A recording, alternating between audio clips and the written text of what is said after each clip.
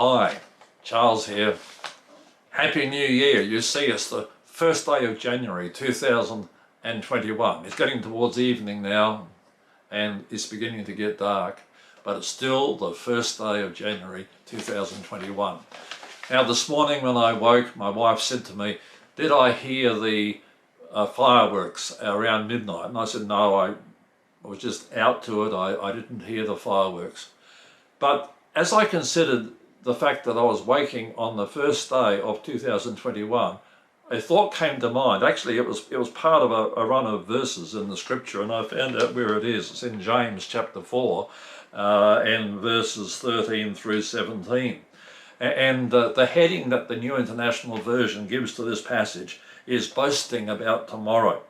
Verse 13 down to verse 17, under the heading boasting about tomorrow. Now listen, you who say, today or tomorrow we will go to this or that city, spend a year there, carry on business and make money. Why? You do not even know what will happen tomorrow. What is your life? You are a mist, M-I-S-T, that appears for a little while and then it vanishes.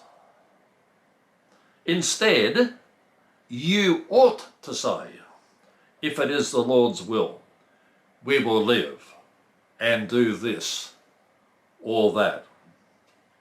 As it is, you boast in your arrogant schemes. All such boasting is evil. The last verse in the passage, verse 17, if anyone then, that is, as a consequence of what precedes verse 17, if anyone then, as a consequence, knows the good they ought to do and doesn't do it, it is sin for them. So what is this good they ought to do and some don't do it? And hence for those folks, it's sin. Well, I think when we look at the verses leading up to it, it's reasonably obvious. In fact, it's very obvious what verse 17 is referring to. That is that if we deny the reality of verses 13 through 16, then of course we sin against God. We've lost the objectivity that causes us to realize that we are not in a position to make outright commitments to anything without the acknowledgement at the same time that the Lord has a will. For instance, we need to take into account that there's a last day somewhere down the track for each human life. There's a last day. And that's just part of the way it is. It's not being negative, it's acknowledging the last day. So the rebuke goes out here in this passage to people who say today or tomorrow, we will go to this city or that, spend a year there. Think about plans that sometimes folks make, and sometimes they're in the form of New Year's resolutions or regarding a new year, 2021, and so on. And perhaps some of that fits in a sort of a way inside of what's happening here or what's being rebuked here. We're going to go and do that for a day or a year. We're going to carry on this and that. We're going to make some money. But the rebuke is this, that you do not even know what will happen tomorrow. Now, that's not a rebuke against planning, but it's a rebuke about planning even tomorrow without an acknowledgement that God has a plan.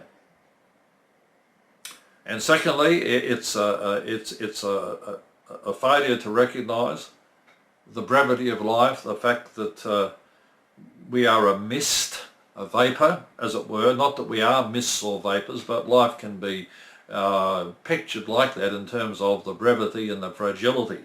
That we are a mist that appears for a little while and then vanishes. Sometimes we tend to think, well, everybody else dies, but we don't. Well, of course, we all know that eventually that day will come unless Jesus comes first. And that we ought to say, in all of our planning and all of our proclamations, making of New Year's resolutions, whatever form it might take, that we commit to certain lines of behaviour or have projects and so on, we ought to say, and have in our hearts, if it is the Lord's will, we will live and do this or that.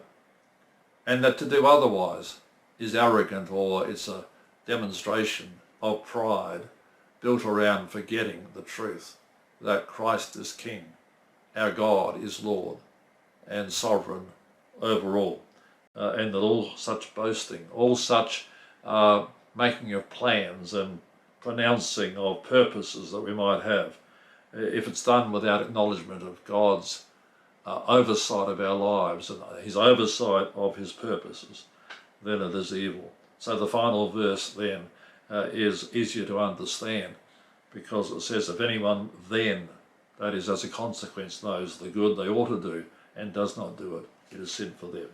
So let's come to this new year, or to any time in the future, if God give us a future, as we consider projects and plans at any level, whether it's personal, family, church, it could be travel, could be some ministry, whatever it is. Let's consider the brevity of life.